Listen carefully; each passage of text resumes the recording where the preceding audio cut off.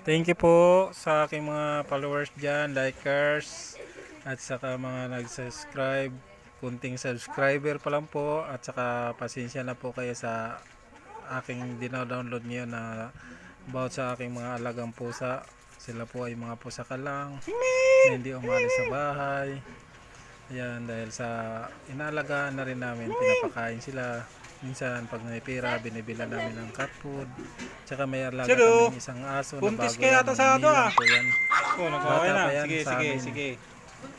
Nadampot po namin yan ay may pusod pa yan na nakakabit mahaba at saka nakabalot lang po yan ng tao, tuwalya.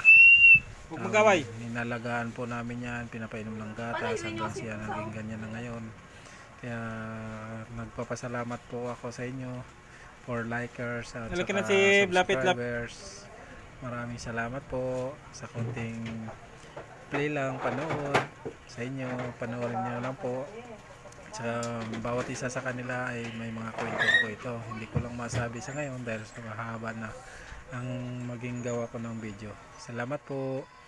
Nakasulat lang po dyan sa kanila bawat isa kung ano sila. Thank you to follow, likers. Salamat.